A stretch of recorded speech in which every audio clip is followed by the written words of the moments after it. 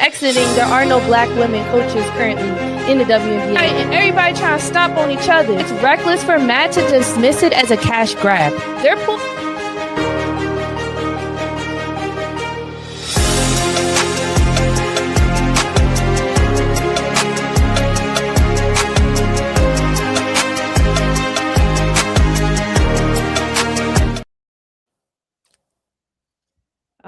All right. I'm so excited today. Let me just double check, make sure everything's squared away. Okay, yep, looks good. Welcome to the No Bull Podcast, or welcome back to the No Bull Podcast. I am your host, Brianna Bull, and I am bringing you everything basketball. Because if you know bull, you know ball.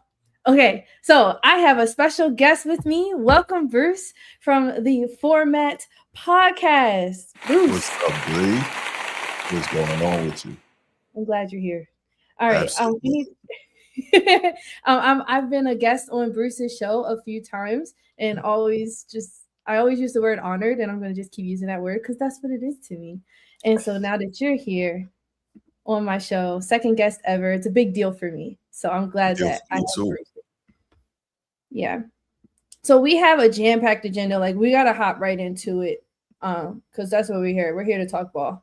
And we're going to obviously talk about, today was the trade deadline. It was 3 p.m. Eastern time, Thursday, February 5th. I mean, this is a jam-packed weekend. I do want to shout out J. Cole's Fall Off album drops tomorrow and drops at midnight, February 6th. And then we have the Super Bowl on February 8th. Like, this is a crazy stretch of events. But the NBA trades happened today. We're going to talk about that. And then we're going to dive into the All-Star product overall and how I think it's tarnishing the game of basketball, but I don't want to get ahead of ourselves. And then we're going to have the People's Choice segment, which is where we have fan-submitted topics. You, the viewers, are going to choose what we talk about. And so I'm so excited to hear thoughts and conversations surrounded that. Make sure you drop a like, subscribe if you haven't already. Check out the description because I left a link to Bruce's podcast, The Format Podcast. Anything you want to say about your pod and what they can expect for subscribing? Look, we just talk sports, man. Myself, my co-host Transformer, and my very regularly appearing contributor Sneed, SMT Media Network, and whatever guests we have. Like, as we said, we have Bree on. She's been a guest. Man Down Mel from Man Down Sports. We've had some other guests. We just try to do our thing, and we just talk sports over there, man. So if that's what you want to hear, then come check us out sometime. All right. Yes, sir. All righty. So let's get into it. We're diving right in. First, on the chopping block, the NBA trade deadline decisions. So here's how it's going to work for us. When we talk, we're going to pull up the trade. We're going to talk about it. And then we're going to say whether this team or this trade, this organization is cooking or they're cooked. So cooking or cooked. And you, as a viewer, make sure you are dropping your comments below. You could put the cooking emoji. You could put the tomato emoji. You can say whatever you want. So we're gonna start off. We're gonna go in order, and I'm not gonna take it all the way back to Trae Young's. We're not talking about that. We're gonna talk about the most recent in the last 2 days, and so we're gonna go from the newest. I'm gonna go in. Is it ascending order? No, descending order. Go descending order. Yeah. Okay. So first trade that I wanted to discuss, or that we will talk about, that happened yesterday. All right. The very first one, we didn't even knock the crust out our eyes, but it was the Charlotte Hornets received Mike Conley from the Chicago Bulls. And it was like a trade because we know Mike Conley was on the Wolves, and now he's on the Hornets along with point guard Kobe White. They also, the Chicago Bulls then received draft considerations from Charlotte. They also received Colin Sexton. And then they received a forward from OKC, Asumain Dieng, but and so that's like a whole nother conversation. So let's just focus on Mike Conley and Kobe White are now on the Hornets, and we got Colin Sexton on the Bulls. What do you think about that? Are they cooking or are they cooked? I don't know what the Hornets are doing, man. Listen, if you're Kobe White, that's cool for you. You're probably going to get up. Well, no, I was about to say that's cool for you, but I'm wondering how many shots you're going to get up, obviously, with LaMelo Ball and with Con Knuppel there. So I was just about to say you're going to be able to get up a lot of shots, put up some numbers, and probably get paid at some point off of that. But I don't know how that works. Mike Conley, I think I was reading or listening to something earlier saying that they may just go ahead and cut him, dump that, and then that way he can work his way back to the T-Wolves and have an opportunity to maybe make another playoff run. Mike Conley's obviously he's a very veteran player, well respected in locker rooms, never been in drop of trouble in his whole NBA career, and he can still play. Obviously, he's not going to give you the minutes, the way he once could, but I think if he can work his way back to Minnesota, that was a good move. That worked out for him. I don't know how much better this deal makes the Bulls. It's so interesting how some teams are just kind of stuck in mediocrity, and it's almost like, well, we got to do something, but the something that these teams do doesn't really make them any better. So I don't know that the moves they made have improved them at all. You get rid of Lonzo Ball, you get rid of Kobe White. I don't know. I think. Well, yeah, go ahead. I'm sorry. Well, I was gonna say I'll jump ahead a little bit because they the Bulls also got in all the trade madness. They got Anthony Simons, but they lost Vucevic, and then they also got Wabasale from New York, and he was previously on the Sixers. And last year, what I remember on the Sixers is when Joel was out, Yabusele really held them down as a big man for them. So to see the Bulls lose Vucevic and have to rely on Jalen Smith, I was worried for them.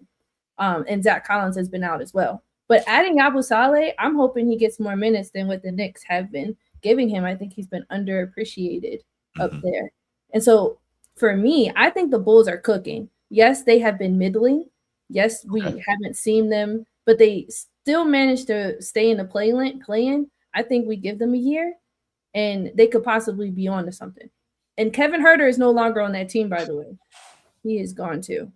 So here's a question, right? A question for you. You say they're cooking. Yes, I think the Bulls how much do they want to cook? Because this, again, I'm probably going to refer to this a few times throughout this show. This is a draft that's supposed to have some serious firepower in it. So how much do they want to cook and ruin their opportunity to maybe get somebody that can be a difference maker coming out of college? Because the other problem is they can be cooking, not get that guy, but always be stuck in that middle area where they're good enough to make the playoffs, not good enough to make any noise and advance in the playoffs, but not bad enough to get anything coming out in, whatever year it might be that there's a talent. Okay, that's fair.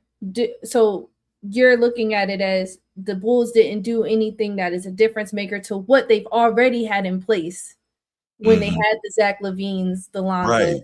And I think Anthony Simons he's like Zach LaVine again, right? He'll be able to put up some points.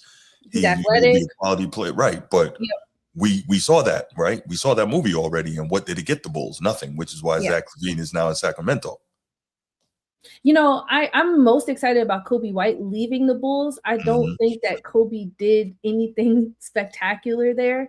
And so I think I'm excited to see Josh Giddey lead this team because they seem to respond really well to how he plays and his play style. I do think they look different. I think they're a more fundamentally sound team. Okay. At least in the guard play. As far as their big men, but I do think they're building that backcourt. Say it again. No, I was saying when you mentioned as far as their big men, I was saying losing Vooch, that's going to hurt them. It's going to hurt them. It really is. I was shocked to see that, and I'm almost wondering if that was more like a Vooch was ready, or it looked like they're a younger team now without Vooch, dramatically younger. I mean, who's the oldest guy on their team? Patrick.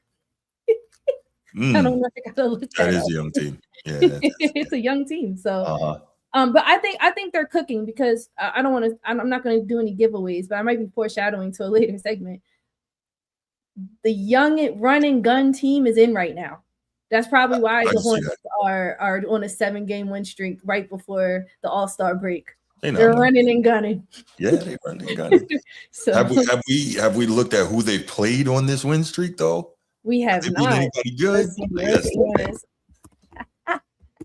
I'm gonna pull up my favorite. If anybody ever wants to know where to go to get stats on like season stats, I always recommend StatMuse. I think they have StatMuse is good. Yeah, I love StatMuse. Hornets last 10 games, Mm-hmm. They played New Orleans, they played the Spurs, and they beat the Spurs Okay, it's a good 111. win. They beat Dallas, they beat Memphis. Nothing standing out yet, but then they beat the Mm, Sixers and blow the. I mean, they stopped like they demolished the Sixers 130-93. Um, they beat the Wizards, then they beat Orlando, and they demolished Orlando 124-97. So yeah, the teams that we're used to them seeing equal up to, they're winning by 3, but then you get to teams that are in the playoffs right now. We're talking top 6, 7 teams, and they're blowing them out. I'm all like, right. wait. And then they lost to Cleveland, but it was a very low scoring game. And I'm Mm-hmm. actually shocked because when are the Hornets known for their defense? But they lost to the Cleveland 87-94. So they didn't even, Cleveland didn't even break 100. And then I they gotta beat tell them. you. I'm sorry. I was gonna say I gotta tell you. I love seeing the scores like 87-94. It takes me back to the 90s. I love it. Yeah. See, that's why you got to catch women's basketball because that's right For sure. around, Yeah. that's where they're at right now. Yes, it is. Yeah. Okay, let's move on to a different team. Okay. And instead of just doing the transactions, I'm just going to do teams because I think that's easier. Let's talk about your beloveds. Let's talk about the Celtics Right. because they got Vooch and they got some draft consideration. They got a draft consideration, and then they let go of Anthony Signs. They also signed Amari Williams for a rest of the season contract, and I'm not really sure who that is and what he's done.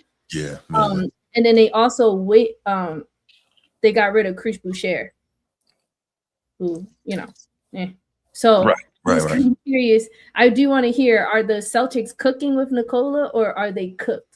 No, I think they're cooking. They got a stronger, younger Al Horford, right? He's going to be able to do a lot of things that Horford was doing. He'll be able to, moderately, decently defend some bigs. He can step out and hit the three. You know that Joe Mazzulla wants guys who can do that. Obviously, he's got the fundamentals. He's a Euro guy, so I think they're cooking. And he can hit the glass, which is something that really infuriates me is when guys don't rebound. And Yeah. so him being able to do that, yeah, I think they're cooking. I don't know if it's a super huge difference maker, but I think it's a very good fit.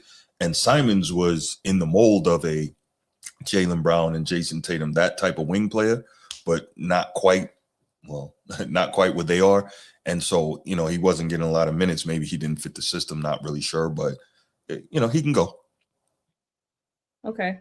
That was easy breezy. Let's move on to one where let's talk about a couple teams that didn't do anything, and then we'll wrap it up with Cleveland and the Clippers because I feel like that's going to be a great one. But I want to talk about two teams that were very quiet, almost too quiet, and they didn't do anything yet. I don't know. There might be some trades that haven't cleared yet. Who knows? But the first team that comes to mind is this Milwaukee Bucks team. And Giannis not getting traded.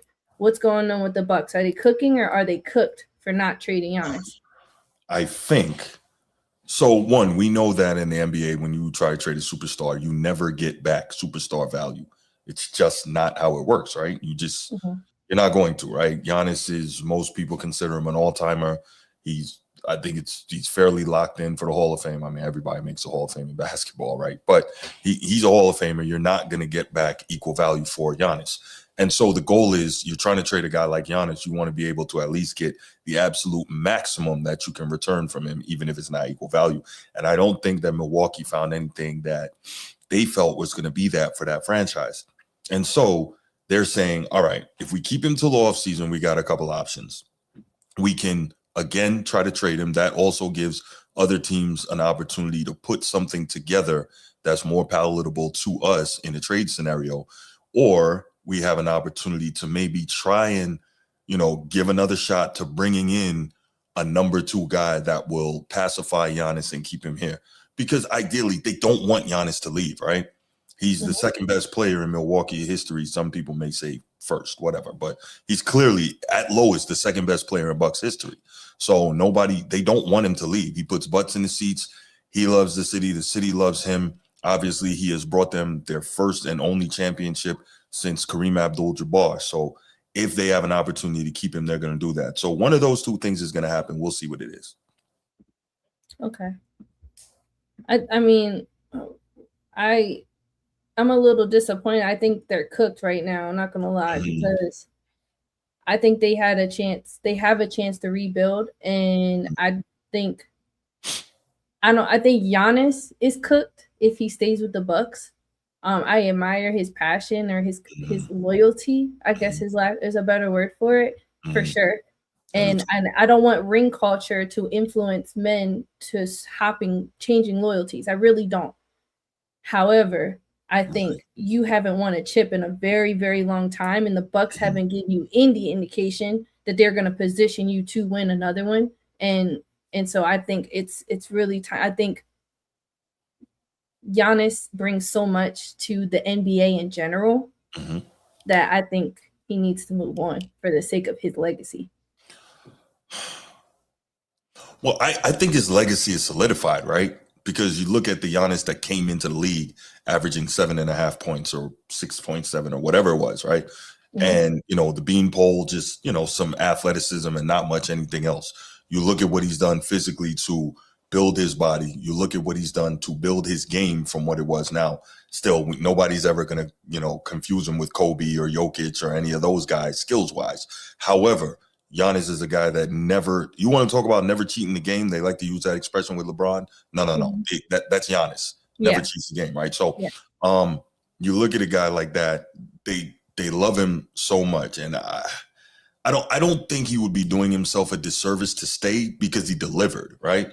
So let's just say hypothetically, for whatever reason, he ends up staying out the rest of his career. He never wins again. He's a multiple time first team All NBA.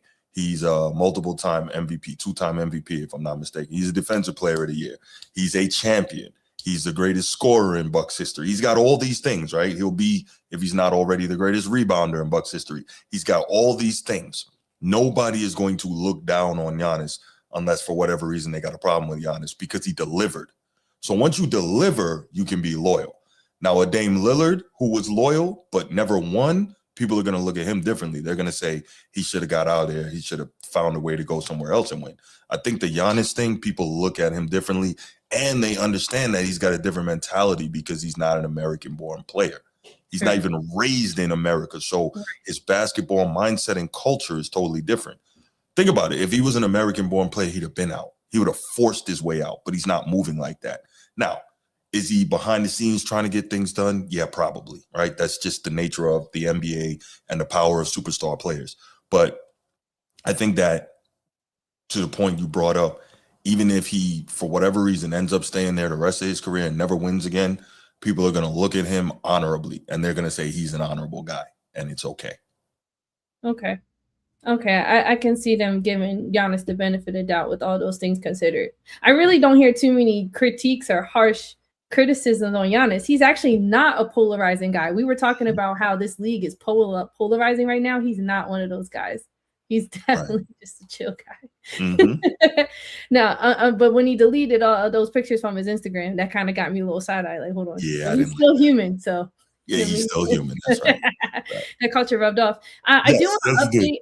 I do want to update from earlier. Mike Conley Mhm. actually was picked up by the Hornets and then waived There you as go. well, and waived. And also on waivers right now is Lonzo Ball. And so, Mm. I Where's just wanted to Lonzo update that. Ball Didn't end want to up? cause any confusion. Where does Um, Lonzo Ball end up? Hmm. so Lonzo he was on Cleveland and then he got sent to the Right, Jazz, right. and then the Jazz waived him. And Hmm. so that is interesting, which leads me into my next one with the Jazz and their acquisitions, and their movements because they were involved in a lot of things. Um, uh, we got Jaren Jackson Jr. yes, Jaren Jackson Jr. and Mhm. then they got one more guard. They got a guard on there that has me a little shook right now. Ooh, Uh, where did it go? see who that Yeah, was. where did my little Trade tracker. Yeah, no, I had my transactions. I had them all here too, and They're here and now they're gone. It's so much that happened today. I It's know, right? so insane. I literally had it. Yeah. Let's see if I Here can. we go. I want to see are the Utah Jazz, are they cooking or are they cooked? Okay, so they got Lonzo, like I said, then they dropped him. They also got a draft Mhm. consideration. They got Chris Boucher. Right, Um, Boston, right. yep, and then they waived both of them. So they don't have them anymore. Oh, they got Vince Williams Jr. from the Grizzlies. They also Okay. got John Conker, and Jock Landell, and then Jaren Jackson Jr. So they got some height on them, which I Mhm. don't know if that was foreshadowing them giving up Walker Kessler and Laurie Markkinen Mhm. in the summertime. Not Yeah. sure, because they definitely got some height on them, and they let go of Walter Clayton Jr., Taylor Hendricks, and George Niang, who was on Cleveland, and I Mhm. thought he was doing good in Cleveland. And the Hawks had him for a second and got rid of him again. So, Mhm. and then they also let go of Kyle Anderson. I think I think the Jazz are cooking. I think Memphis is cooked and the Jazz are cooking, because let's talk about how they did not let go of Ja Morant, Okay. another person who all these talks were, and then boom, JJ J times three is Right, out the right. door. So, what do you think? Are the Utah Jazz cooking and cooked, and are the Memphis Grizzlies cooking or cooked? Okay, so I'm looking at this two ways, right? I want to say off the top of my head, I want to say Utah's cooked because one, Hmm. Laurie Markkinen, we've been hearing his name in trade rumors for like more than a year now, right? Oh For a yeah, while. especially So last year. I mean, he was out so long last year. I really thought they let mhm. him go then. Yeah, yeah. And I'm looking at it like, okay, just as soon as the right deal comes up, he's gone because we know Danny Ainge, right? Trader Danny, that's what they call him. Mhm. So that's that. So I'm just like, okay, Laurie Marketing doesn't I don't even really see him fitting in too much to the Jazz future. It's just about getting the right deal for him. Um Jaren Jackson Jr., he's a guy. We saw what he can be, defensive player of the year, but it almost seems to me like he got his money. He got his defensive player of the year. He's not the same player. So like that's interesting. It looks like Danny Ainge brought in guys to the guys that he cut. That was a function of clearing salary cap space because I guess money is the only thing that's going to be able to bring maybe a big time guy to Utah. Nobody wants to play in Utah. This is not Karl Malone, John Stockton, Jerry Sloan anymore, right? And even then, nobody really wanted to play in Utah. And so that's what I'm looking at. I don't see it, right? And so I feel like Danny Ainge always has a plan. So I'm gonna give him the benefit of the doubt, and I'm gonna ride with you on this, and I'm gonna say he's cooking. He's cooked. He still He has got Ace this over Bailey. low. He still He's got cooking. Ace, and he got his Ace in the hole. That's And true. and I think him not getting as many minutes and bump as his Mhm, probably fellow class draft mates, I think mhm. that humbled him a little bit. And I Keontae George, come on, Nurkic came over to the Jazz, and after he left That's from the true. Hornets and he was on the Suns, I think this is the Mhm. best Nurkic we've seen in a while. You know, other That's it. than his injury. Like the Yeah. one thing I don't like about the Jazz organization is they will let you sit down. I really Yes, don't they like will. that. Yes, they They will. will hold you back for a while, Yeah. so I don't like that. And then they got Isaiah Collier. They still got Kyle Filipowski, and Mhm. I forgot he's about him, man. another big who. Yeah, he could shoot. And you Mhm. got Bryce Sansborough. Um, they got some guys, man. So I think they're cooking, and adding a guy like Vince Williams Jr., who's going to give you effort and hustle and the two-way action. Yeah, they're cooking. All right. All right. I'm gonna give you and Trader Danny the benefit of the doubt here. Because I can't see the plan, but I'm gonna give you all the benefit of the doubt. Cooking. Listen, I was so adamant about the Mavs being great this year, and then in hindsight, everything was wrong about everything I was thinking. I was adamant about the Magic being a real up and comer in the East. I can't figure that out. Really? I'm I mean, so disappointed in Paulo Banchero, man. I yeah. expected more. I mean, he's starting to pick it up, but I think it's because him Mhm, and the coach are going through some things right now. They're not mhm, seeing eye to eye what I've seen in the grapevine. Also, his plus or minus, I think it's improved since then. But Mel and I, we did a show a couple months ago, and his plus or minus was like negative 15 mm. parallel. And then also, Franz Wagner just can't seem to stay healthy. Um, and I didn't really like that. And then also, it took Mhm. him and Desmond Bain a while to Yeah, click. Mm-hmm. And do you think that was more so Desmond or more so Paolo in the team? I don't know if it was either one. Sometimes guys coming from different places, different systems, also different personalities just need some time to mesh. So I don't know that it was either one. It was probably just a time thing. Sometimes you do see teams they need that time to figure it out, and then you see a run after the All-Star break. So hopefully we'll see that, not because I'm a Magic fan or anything like that, but because I want to see a good competitive run down the home stretch, especially in the East, and I Yeah, want to see competitive playoff basketball in the East because we know the West is going to be a freaking dogfight. That's going to be nasty over there. But it's I want to see nasty. something in the East to prepare whoever comes out of there for the eventual winner of the gauntlet in the West in the finals. You know what I my predictions with this West versus East, I do think the West is going to take it this year, but I Mhm. think next year the East is going to be a force to be reckoned with because I was looking at the standings and looking at all these trades. I think someone said it yesterday on the show, it's wide open. I think next year is going to be an East team on top overall. I really do. Now, OKC is cooking because they literally gave up a ton of draft. They said we're good over here. They gave up, but they didn't even. They gave. They're just playing with us at this point because Mhm. adding Jarrett McCain, they're cooking. The fact that you have your star out and then the second Right, option out, right. and you just add Jarrett McCain, like, Mhm. and then give away all your draft picks, you're cooking. Well, man, listen, OKC got so many draft picks they could probably give away 10 and still have 10 more. Like they It's got what's the term? A treasure trove of draft picks? literally. Yeah. Sam I Presti's mean, been hoarding them things for years. I think you know what it was. Sam Presti, he called it right with SGA. This guy Hmm. is on cloud nine. He could do Yeah. no wrong. No wrong. That's a fact. He's fuming on confidence. Like this guy. Okay. Let's do a couple more cooks or cooked or Sure. cooking. All And right. then fans, we want to hear from you. Basketball fans overall. The Pistons. Let's talk about the Pistons because they got Kevin Herter.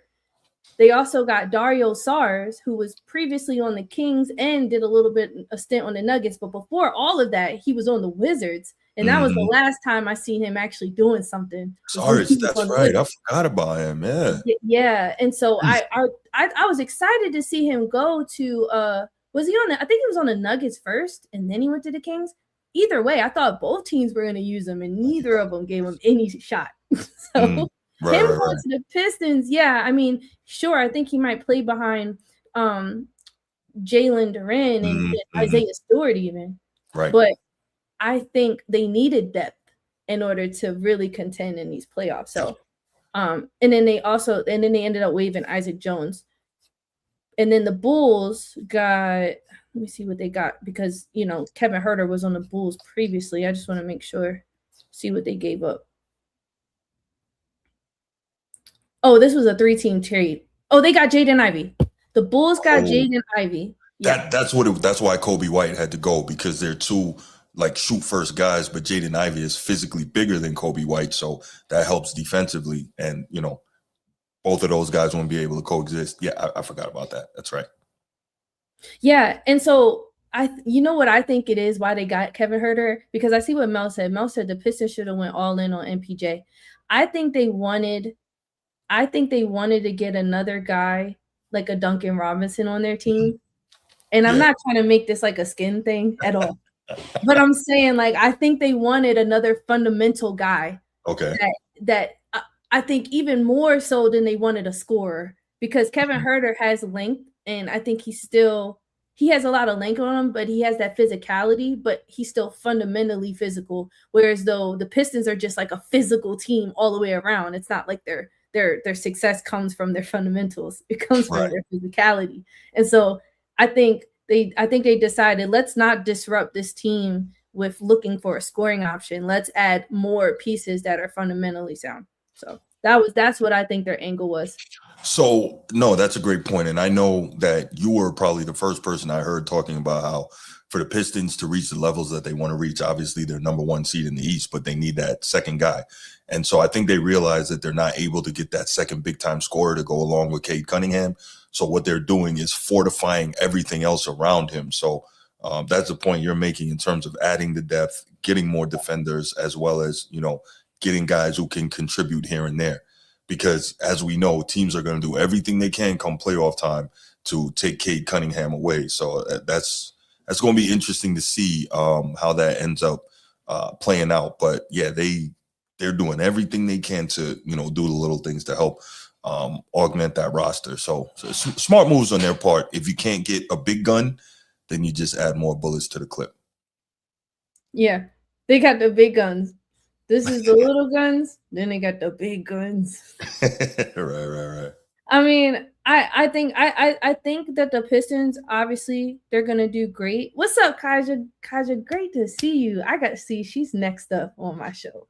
Yeah. Talk about someone who knows ball. Head over to Just Simply Sports immediately. Shorty knows football and basketball, and every time she talks, I always agree with what she says. I have not yet to disagree with what she said. Yeah, I'm gonna have to sub to her show too. Yeah. She's been on Man Down Sports too. Mm-hmm. Yeah, I've seen her on there. But some of these trades are highly questionable. I agree. I feel like they flooded us with trades. I don't know. I was like overwhelmed by everything that was going on. My phone just kept buzzing and buzzing and buzzing. Right. I'm like, wait, they're overcompensating. And what did Snead say yesterday? He said they did a whole lot of stuff and did a whole lot of nothing at the same time. Right. The league did everything possible and still nothing was good. so funny, man. But okay, any wrapping up thoughts about these trades? Oh, my bad. Let's talk about the final trade to end off the night, which to me yes was the biggest trade, because we got to talk about what this is going to look like for the East. Yes, ma'am. And that is James Harden to Cleveland and Darius Garland to the Clippers. Cooking? Are Cleveland cooking or cooked? Cleveland, I think, is cooking, because Snead called me crazy when I said this. I believe LeBron is headed back there and they're building out that super team. This may be the one situation. I believe this may be the situation where he's going to take less money to make that happen, because the Lakers don't want him anymore. Where's he going to be? Unless, because we know he wants to stay in LA, unless he goes across the street to the Clippers, because they've gotten rid of big money with Harden leaving, right? So it could be possible that he could be there with Kawhi, but I know Kawhi doesn't want to play with LeBron. He's already made that clear. So it could be interesting to see what happens. But if not the Clippers and not Cleveland, where else would he go, right?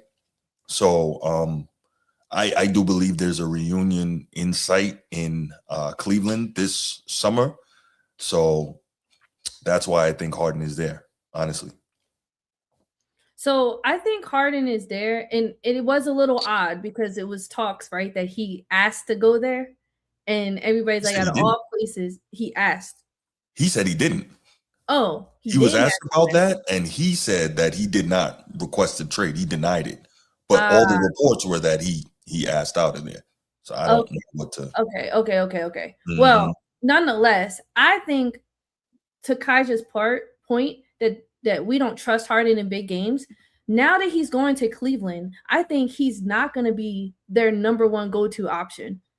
And I know we've seen him on Brooklyn where he wasn't, but that team didn't work out because they couldn't stay healthy. This Cleveland team, in my opinion, has a reputation for staying relatively healthy when it comes down to the postseason. Right. And so I think Evan Mobley's still going to be that number 2, and James Harden's going to be their number 3. He's so ball dominant. And Darius Garland was their point guard. I think we're going to see Houston Rockets Houston Rocket James Harden. We're going to see, hopefully with a little better defense, we're going to see James Harden finally finding his groove because he's going from a Zubac to an Evan Mobley. Like I'm trying to picture how he's gonna. I think he knows how talented Spider is, and Spider's still gonna be their number one option. Yes, and I get it. He had a Kawhi, but I still feel like with James Harden, he knew he had to carry a lot of the load because look at Kawhi's track record. I just think he's in a position now where there's not too much pressure on him. So then he's gonna show up. Like the irony is, he's gonna end up showing up because there's not too much pressure. Does that make sense? Like no, I might But be that's cooked the on what I'm thing. saying, but No, you're cooked on what you're saying, Bree, because there's actually more pressure now because everybody's expecting that he's there. Donovan Mitchell's there. As you said, Evan Mobley's there, that he's like an extra piece to get Cleveland back up and running. You know, they were number 1 seed in the East last year, right? yeah, they finished Right. number So, 1, and and then they I have think did they fallen end off up a bit this losing year. to? Did they lose to Orlando or did they beat them? They Because beat them. okay, Yeah, they beat them. and then they lost to the Knicks. Mm-hmm. And so I think people are looking at it and saying like, you know, oh, James Harden's there with Donovan Mitchell. That's a 1-2 punch. The pressure is still there. The pressure is still there. Because think about this. James Harden, he wants to win, supposedly, right? So Cleveland why is a would he? way better team than the Clippers, way better True. team than the Nets. I don't think James Harden has been on a significantly better team all the way around. Maybe when he had Norman Powell and they had their little run when they like number 3 or number 4 in the West a couple years ago. But I don't think he's had a really good team around him since the 2020 Houston Rockets. So that's why I'm saying he's going to this Cleveland team and he's going to have like one of the most solid teams he's had in a while. I just don't think it's going to matter. Some guys just aren't built that way for the big moments, and he's one of those guys. I just don't think it matters. And I got to disagree with you. I don't think there's anything that's going to make James Harden ever play real defense. First, he's too old now. It's just not going to happen. He never did it. What would make him do that now? That's true. Well, looking at this team, like their starting lineup is probably going to have Jalen Tyson now that they got rid of DeAndre Hunter. Right. So I would think possibly that we have James Harden at the 1, Spider at the 2, Jalen Tyson at the 3, Jarrett Allen at the 4, and then Mobley at the 5. That's their starting lineup. Then you're going to bring in Craig Porter. I don't know. I don't know who else is on their team. No, I think it's a good 5, and they're well coached. It's a good team. James Harden's not the difference maker. I don't think they did that for this year. I really believe that LeBron is going to end up back there. I do. Because let's think about this. The reports originally were that James Harden asked out of the Clippers and that Cleveland was one of his major destinations. LeBron's end game is Cleveland with Spider and James Harden. That's his end game? Wouldn't surprise me if it happens. And it's his end game because for sentimental reasons or because they actually think they can win a ring? No, he wants to try and win one more. He wants to try to win one more. You know that. Well, so obviously Cleveland is sentimental. He wants to win a ring in his farewell tour. He's going to go on a farewell tour. He wants his ring, so he's going to go to Cleveland. First of all, unfortunately, I don't even know if next year is the farewell tour. This guy's never leaving. If you leave it up to him, I don't know. But even if it is, I think one, you know, to end it where it all started is, you know, that's fairy tale stuff, right? Especially given the career he's been able to have. And then two, if you can pull it off with one more super team and one more run of the chip to end it and walk away, that would be insane. So he would love all that. And guess what? What else all that does, right? We know that LeBron is superb, he and his team, at crafting and controlling the narrative. Can you imagine? People are already psycho about this dude now. Could you imagine if he was able to pull that off? What type of story you got to tell? Hey, come on. He's thought about all this.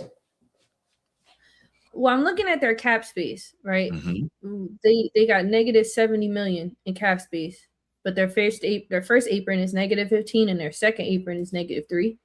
They got Evan Mobley making the most. Well, no, Evan Mobley and Spider make the same.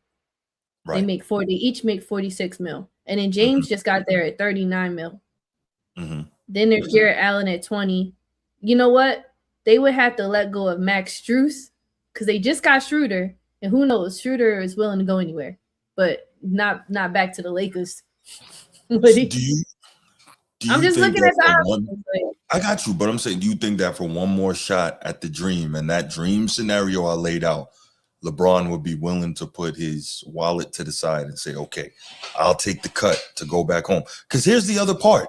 Who else realistically is taking on LeBron next year? Knowing what he brings and knowing what he doesn't bring anymore, right? Not being the player that he once was. And then on top of that, we keep forgetting Bronny. That's going to be part of the deal, right? So who's Okay, willing to deal with all that? Cleveland has already said they're willing to deal with all that. that's Who else true. realistically is going to? Nah. I feel like that would be the greatest revenue year they've had in a while. Correct. Back. Correct. So it's like, what wouldn't they do for that? Yeah. And You any know, other team that's willing to deal with that is going to be a bad team that he's got no shot at winning anyway. He's not doing that. okay, So let's keep these things in mind. I okay. know it sounds conspiracy theorists and all that, but as soon as James Harden went to Cleveland, I said, "Oh, I think LeBron's going back there." Smart thought. Okay, all right. Well, let's not get ahead of ourselves on certain things. Right. But all right, we're gonna move on. We're gonna wrap up the trade talks. And we're gonna head to the All-Star product. But before we do, just want to say make sure you drop a like, subscribe either to my channel or head over to the Format Podcast. I dropped a link to his channel below. Always a pleasure having you on here talking ball, Bruce. Appreciate it, Bree. But just remember, if you know bull, you know ball. That's right. Okay. Let's move on to the next one. So I like the All-Star game. So what?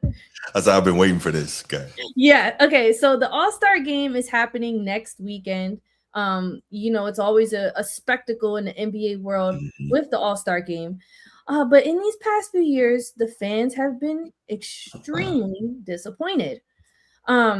And it started making me think about going back to the history. I know the trend right now is 2026, go back to 2016. I wanted to go all the way back to when the All-Star game actually was created and why it was created. And no offense, Bruce, you can talk more to this because you were alive. But I was not. The All-Star game was created. I know.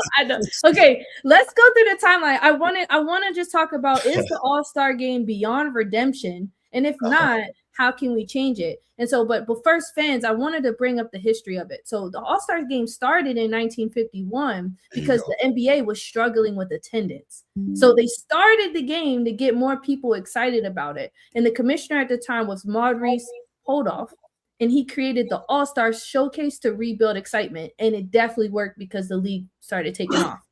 Now, the golden era considerably of All-Star was between the 60s and the 90s. Definitely the 90s was probably the peak of All-Star game. But in there was Wilt Chamberlain, who scored 42 points in an All-Star game. And then there was Magic Johnson and Michael Jordan, like key people in those All-Star eras.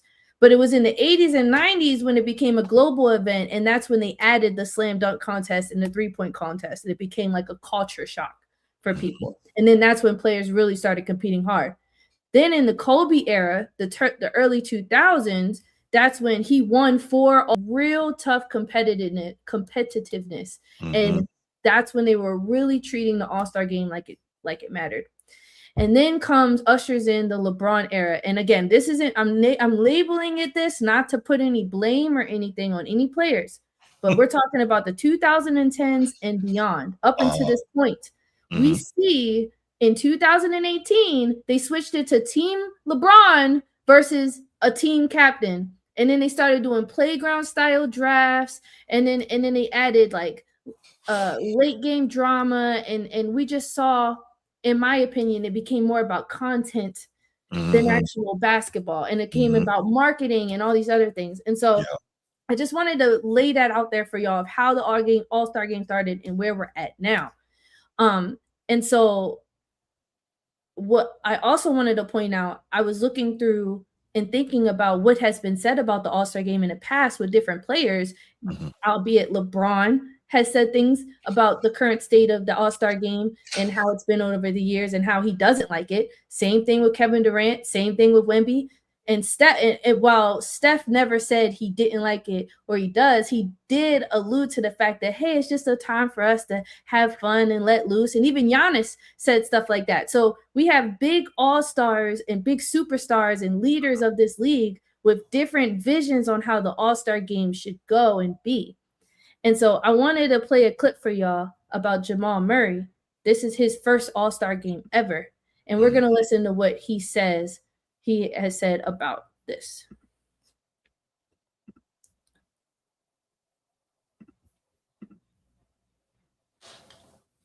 I really kind of like lost interest in All-Star just watching whatever they're doing out there. It's just like I'd rather go vacation if that's the basketball we're gonna be playing. You know what I'm saying? I'm down to play one-on-one. I don't care. I'm just a competitor, right? So I would like to play. I know Wembanyama will play. I know Giannis will play if he were to. So I want to be one of those guys that's known as.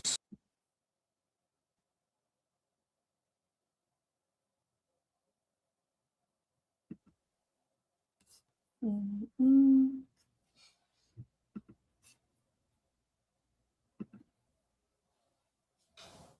Oops, can you hear me? I can hear you. It's a little frozen. Is it our faces yet? No, not yet. Hold on. There we go. All right, there we go. My bad, y'all.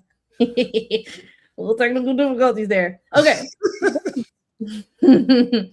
What do you think about what Jamal Murray had to say about his first ever All-Star game?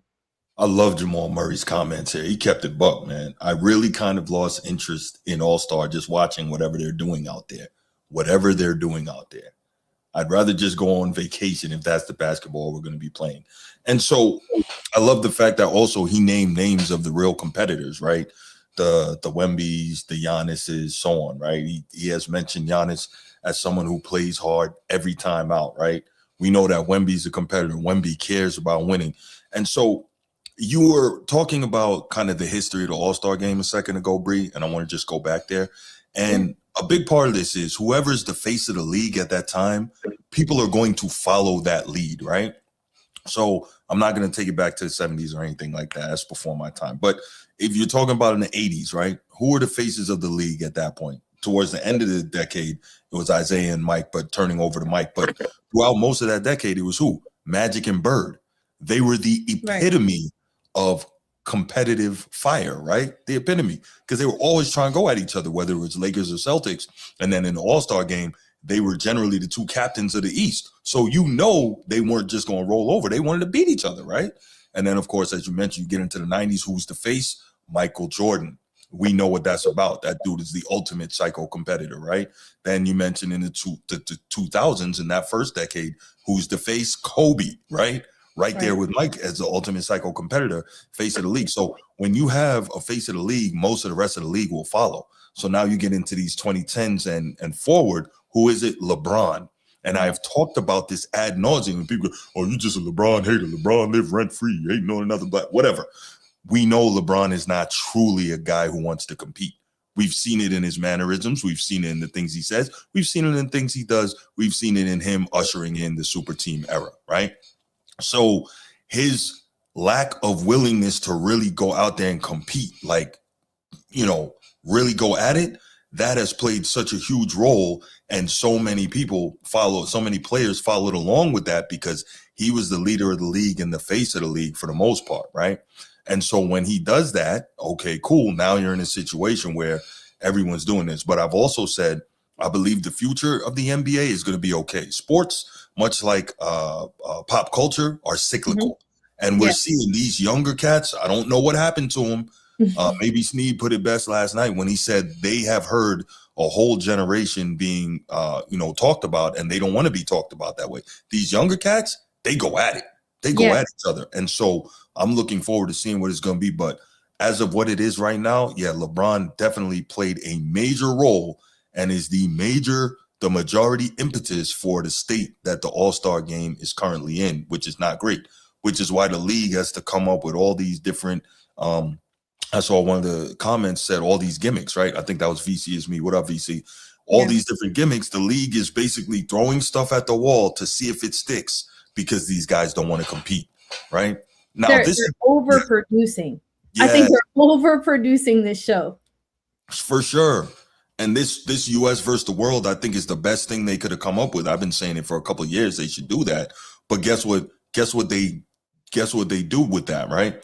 There's one world team and two US teams. So they're making sure that the US doesn't lose. Because I think if they play US versus the world just in a regular game format, I don't know, Bruce. This is my conspiracy because Adam Silver has been pushing the expansion worldwide agenda since he started his tenure as commissioner. So I would not be surprised if the world team won because they want to highlight the possibilities with the world partners. And I think I wouldn't be surprised if Team World won, just because he's pushing this agenda for them next year to who would be playing overseas and vice versa. That's a great point. Now, but to your point with it's very watered down right now.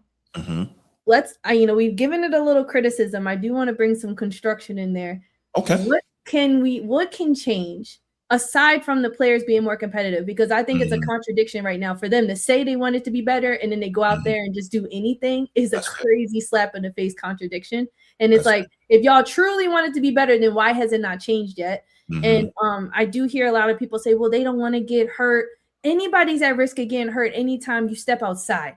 So I don't want to hear it's because they don't want to get hurt. This load management propaganda is ridiculous. But I think one of the things that they have to do is, like I said, stop overproducing it. Please, I don't want to see Kevin Hart talking for 30 minutes. If I wanted to, I'd go and watch Twitch and see him going live with one of the young guys. I don't want to turn on my screen and see a lot of dialogue with some people who want to do anything for the clout. Like, I don't want to see that. I want to turn on my TV and watch the All-Star game and watch more basketball. Last year, it was more everything else but basketball. Yeah. So I would really love to see them focus more on that. And then I think another path forward to redemption is maybe possibly giving more incentives. Now, I don't want to enable what's happening, but I think that Emirates Cup, we did see some healthy competition, even though some of the games and the matchups like the Spurs and OKC, people were taking it a little more personal. But I think I in terms of like their statue and who's greatest and stuff like that, but I would love to see maybe some other type of incentives to possibly have these players play better. What do you think? No, I think you made a lot of great points there, Bree. The only thing I'll say from a standpoint of the game itself, what can they do to make it better? I think one of the best things they can do is limit the amount of threes. How about that? Limit the amount of threes, which now forces teams to play more and actually run more real offense, because you can't just come down and, because these all-star games now are having like 120 threes between the teams. It's crazy. So if you limit the amount of threes in the game, it forces guys to go more one-on-one, and it'll force the teams to run, a few more real offensive sets, and it will probably force a little bit more post play back into the game. So limit the amount of threes. I think that is a huge one that they could do. Okay. I think in terms of this U.S. versus the world, make it a real game, just a real, 5-on-5. Well, not 5-on-5, but a real basketball game, U.S. versus the world, not this weird round robin format tournament thing they got going on. Make it a real game, because if you make it U.S. versus the world, the U.S. players will be forced to play with pride so that they don't get beat by the world, right? Because we've been seeing over time in international competition, the world is creeping up. Going hard. The last Olympics in FIBA, whoo! There you go. Boys had a hoop. So if you make it, hey, this is one game, serious, U.S. versus the world, the U.S. is, whoever's on that U.S. team, going to have to play with pride in order to try and win that. Not just for themselves, not just for whatever monetary bonus it is, but for the United States of America, and they'll do it. So I think limit the threes and make it one true game, not this round robin stuff, U.S. versus the world. And to your point about players playing with pride, and it starts with the players, and the issue is they are allowing players like LeBron to win All-Star when they don't deserve it. Like, just because you've had 20 great seasons doesn't mean this 2026 All-Star game you should be playing, because did you have a great season? Like, what the whole point. That's why I wanted to bring up the timeline of the All-Star game. It started off because they needed more fans to come, but what it evolved into was greater competition to showcase your abilities as a superstar. And to me, the players are showing us, and what we've enabled is that no matter what you do, you can be sucky for 5 years straight, and I'm still gonna be a super fan and go hard for you. Yeah. I'm not saying there's anything wrong with that personally, but it is something wrong with that for the game of basketball. And when it starts to affect the game of basketball, I don't want any parts of it. And so, that's what I'm frustrated, and that's what we're seeing right now. Mm-hmm. There's no way Brandon Ingram shouldn't have made it.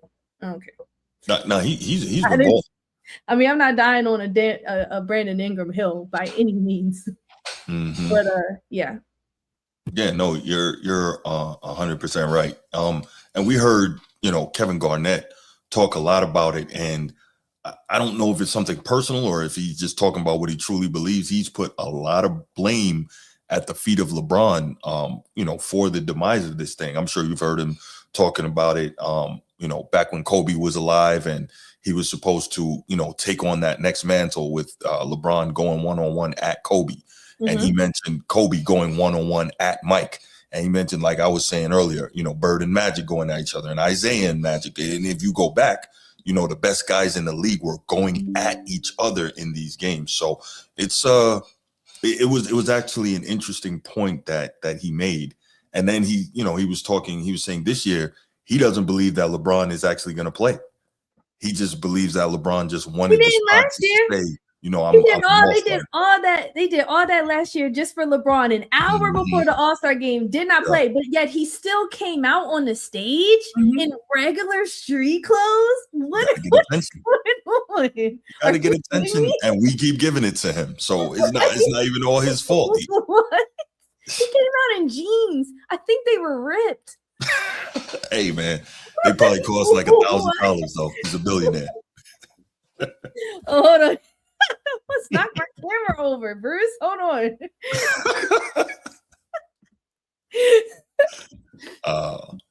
Rhea's bugging out over there. No, Sneed, you're absolutely right, man. It is a middle finger. And that is crazy. Sengun isn't an all-star. He should have had LeBron's spot. Yes, 100%. Absolutely. He's almost averaging a double-double. His efficiency is pretty much the same. And I think I give him more kudos to him because he's their second option. Yeah. He's the second option. I'm going to give him that. Right behind KD. Yeah. But that's been his team. Before the KDs got there. That's been Sengun's team. Yeah. Sengun is that guy, man. I like Sengun a lot. Man, I love, and he's formidable. Am I using the right word? The man's durable. He plays. He plays. And he plays, I think last year, he played like 74 games last year. And he gives effort on the defensive end. That's big for me. So yes, he's a great rim protector, and he's gonna go at the Wembies. He's gonna go at Jokic. He's gonna go at Giannis. And he plays like traditional, put the ball, boom, boom, back up. I think he's trying to develop. I can see him trying to develop his three and trying to develop his pull up. But I would be okay with Sengun not shooting threes. Yeah, no, I'm with it. I just think it's a function. I just think it's a function of the modern game that they want everybody to be able to shoot the three. But I'm good with him not shooting them. But you definitely see some improvement from him on that front percentage-wise this season. Oh, well, maybe Amen Thompson, but Amen, I think that's by default, to be honest. If Fred VanVleet didn't get hurt, I think Amen would be their third option. But because he has the ball in his hands majority, and he's so fast and he just blows down the court full speed ahead. Like if they didn't have backcourt sets because of Amen's ability to run down the court, I think they would opt into just letting him run down the court. But so I would think that's arguable. Right. My bad. I'm looking at so I'm grabbing Sengun here. Yeah. So he's getting 21, 9, and 6 assists, 49% shooting. Obviously the 3 ball, 29%, not great, but he's doing all of that. I'm pretty sure he's the second option on that team. Not just by stats, but watching him play, I think he's the second option. I think he is too. He's averaging at least 16 shots a game. From the field as a big man. I think, is that what his attempts are? Because when I was looking at it, I was comparing it to LeBron's. I wanted Sengun so bad to be. He is 16 and a half. You were right on point. 16 and a half. So he's getting a lot of shots up. I think he's the second option. I wish next time I had Sneed on here. Oh man, listen, Sneed's a beast. A beast. All right. So All-Star product again. The All-Star weekend kicks off next Friday, and for the first time, we'll see a new format for the All-Star game on the 15th. and it will be a team. There's 3 teams all the way around, and it'll be East versus West, and we'll see some in the world. So they'll do like a round robin type of deal. So I don't like that. I do have a question for you, Bree. Yeah, what's going on? We didn't even touch on this. You mentioned all-star product, and we're focusing on the game itself. No Mac McClung. What are we going to see from the dunk contest? What are we going to see? I think so. What is it? Jackson Hayes? Is it Jackson Hayes is in it? Is Jalen Duren in it too? Let me look up. From the dunk contest, I don't know if we're going to be where I'm going with it, right? I do see where you're going with it because he brought excitement off the strength of you're coming from the G League. Yeah, you're a little white guy. No offense, but I'm just saying that's the excitement that he brought. Who got hops? White men can jump type hops. Right. So that was the excitement that he brought to the game. On top of his dunks just being up there, I think without him we would have been bored. No. Yeah. Let me just look at the lineup. I'm not really sure. What I have seen in the NBA lately is more flashy dunks this year. And am I tripping for saying that? Or is there like more flashy? No. Or is it always been like that? Okay, so it's always been like that. But where I'm going with this is, where are the big name guys competing in the dunk contest? This is sad and embarrassing at this point. They should be embarrassed that Mac McClung, don't get me wrong, he did some amazing stuff, but they should be embarrassed that he was able to come out here and do this, 3 years in a row? Where are these guys? It's sad. It's sad. And this year he's not competing. Okay, the dunk contest is, I'm sure some guys are going to come out and do amazing things, but where are the names? That's the problem. Right. Where are the names? Yeah. It's sad. Remember it was the last dunk contest I was so excited about, had Blake Griffin in it.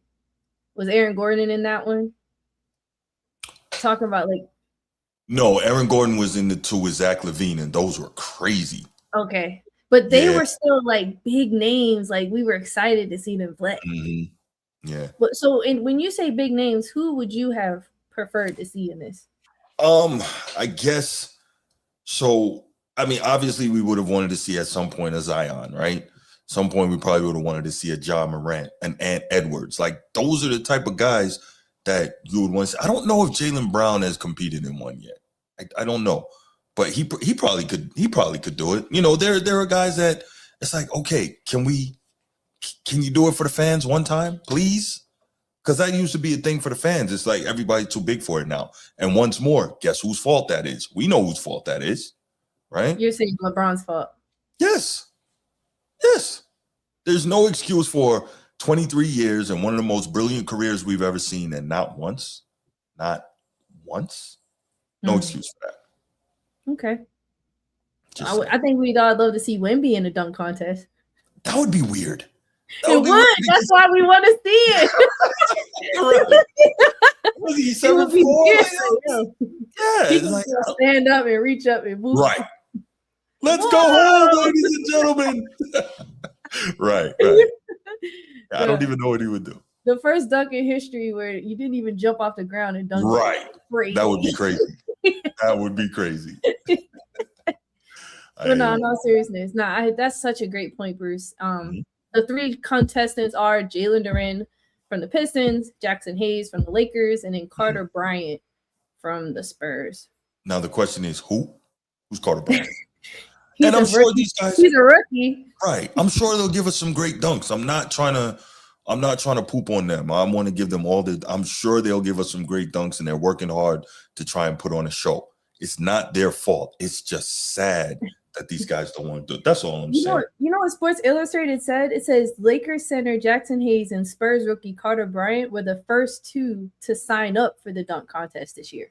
Now, I don't know how stuff works, but to sign up, how does it work? Do people sign up and then they make decisions, or who decides? No, I think you just put your name in there. I guess if you get too many people that want to be in it, then the league office may decide, but you just put your name in the hat. But again, those 2 are the first 2 to sign up. What does that tell you? Something is got hundreds of players and only 5 people signed up is crazy.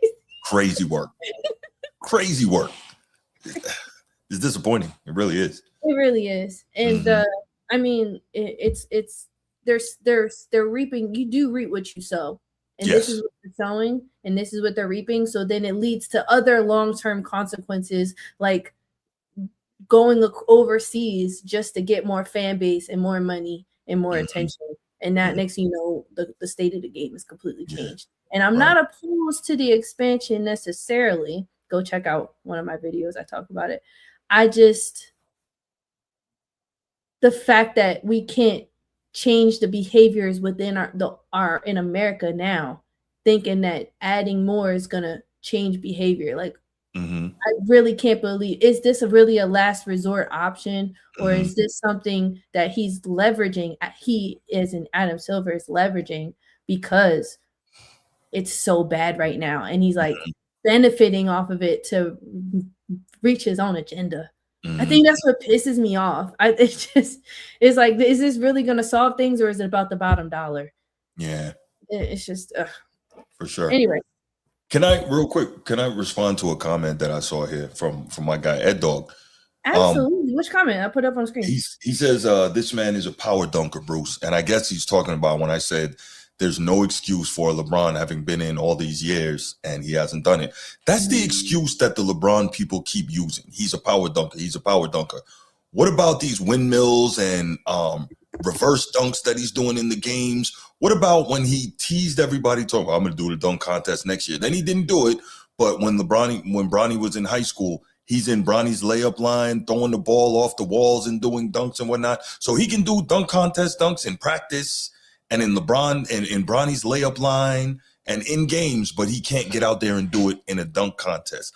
Let's be real. It's not about him being a power dunker. LeBron, as we know, will always defer so that all the pressure is not on him. Not always, but often defer so that all the pressure is not on him. In a dunk contest, in front of the whole world, all the lights bright, nobody else on the court. He can't make the pass, right? He can't make the right basketball play. He's got to go out there and do it. And I truly believe that he's afraid of going out there all alone with nobody else that he can blame and being in that situation. So this BS of, oh, he's just a power dunker. No, no, no. Is he a power dunker? Yes. But Sean Kemp was a power dunker. Dwight Howard was a power dunker. Those guys got in the dunk contest and got down, right? Let's stop making excuses for this dude. I'm going to keep it a buck here. He's a coward. That's all there is to it. He doesn't want to get out there and do it. He's afraid. That's all. He's afraid of the scrutiny that he might receive, Yes. or is he afraid to Yes. like lose something and then it counts against him essentially? That too. Yes. Okay. So he'd rather not compete. Think about this. We know Michael Jordan wasn't a three-point shooter. You know what he did? He competed in the three-point contest. A lot of people don't know that. I believe it was arguably the worst three-point contest performance ever, but he wanted to go out there and compete.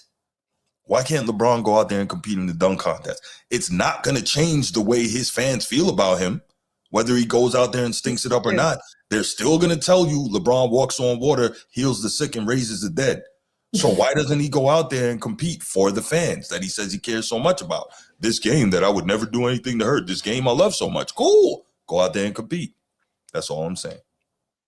And I guess, you know, what's interesting though is that if the guys in the league aren't considering the All-Star to be bragging rights, that's very weird, because All-Star selections and being a part of the All-Star and being a starter or even a reserve adds to you being a great player. I mean, it's things that guys pull out in the accolade arsenal to say that a guy's good or not. So I just see the irony and the contradictions repeating itself over and over and over again. So then that leads me to believe it's all excuses. Absolutely. Well, at the end of the day, the All-Star product, I believe in redemption. Yeah, for sure. And so I'm excited to see this format, just like I was last year.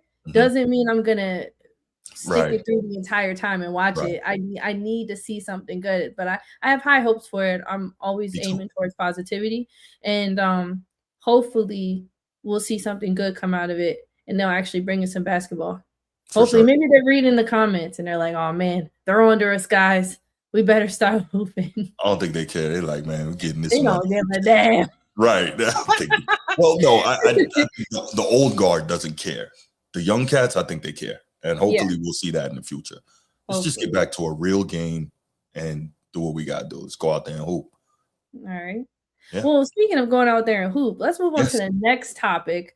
Let's get it. And we're going to really be hooping now because I'm so excited. This is probably one of my favorite segments of the show. And this is called the People's Choice segment. So you run the show. We are going to discuss fan submitted topics. So yesterday I went on my social media and I asked fans and viewers, hey, what do you want us to talk about? What topics are really spicing you up, things that you see in comments and you want us to speak towards and talk about? And people wrote in and I selected the best of the best that I think are probably the most relevant to the game today, and definitely conversation starters for sure, igniters, whatever the word is called. So again, this is the People's Choice and the viewers run the show. So we're going to kick it off with the very first topic. And Bruce, we're just going to give our opinions. Sometimes I might answer in, but I'm mostly having you on the show to hear your thoughts on Okay. that. Okay. Sure. All right. So first on the block here for the People's Choice, someone submitted a question and said, why haven't the Miami Heat been able to acquire a superstar since LeBron? And that was over a decade ago. Yeah, fantastic question. What I will say is the reports that we have heard come out about that organization and the way it's run since LeBron left. What do I mean by that? I mean Pat Riley, aka the Godfather, and he is very much an old school, my way or the highway type guy. And unfortunately, as great as he is and as much success as he has had over his basketball life, which is tremendous, what do they say? 25 or 30% of all NBA finals he's been involved as a player, coach, or executive, which is absolutely freaking crazy, right? Mm-hmm. Obviously, he's got 5 as a head coach, 1 as a player, like 2 more as an executive. So, obviously the guy is a winner and he believes his method works. But the problem is the modern athlete, for the most part, is not trying to hear what Pat Riley is kicking. And he's like, yo, my way or the highway. And you have to, unfortunately, figure out a way. Very few people are able in the modern sporting environment with the modern athlete to get away with coaching or running a franchise that way. And so I believe that is the reason Miami has not been able to acquire a superstar. Now, I think they said Ja Morant wanted to go there, but maybe Pat Riley said, no, I don't want to deal with that. I don't know. I had heard maybe a year or 2 ago that if Giannis moved on, Miami might be one of his preferred destinations. I don't know if it's a fit thing with him and Bam, but I think with a player like that, you try to make the fit work, right? Yeah, I think that's the main reason that they haven't been able to get the superstar. Exactly. VC, you're 100% right. I think that's what on point. I love this comment. The new superstars aren't wanting that accountability that comes from the Heat culture. 100%. And I think someone Bam, who's had a very long tenure for them, and then their surprise appearance in the finals 3 years ago, I feel like when you get a whole bunch of guys that are willing to buy into their Heat culture, that's what you're going to get. And I really wish that there's actually ballers here in the league that would buy into that culture, because I truly believe the Miami Heat is a team to be reckoned with if they were to buy in. Great topic. Let's move on to the next one. Again, this is the People's Choice. Viewers run the show. We have fans submitted topics. Let's check out the second one. Who's actually the current face of the league right now? Bree, this is such a difficult question because I've been wondering about this for a while. I think the easy answer is to say LeBron, right? Because no matter what, when you're talking NBA, LeBron comes up. He's that guy. Even though he's on his way out, he's clearly on the downside. He's not the player he once was. He still garners the most attention. He's still the guy that people love to talk about, whether good or bad. We're still talking about where's he going to be next year. We're talking about, all the reports that came out about him with the Lakers, right?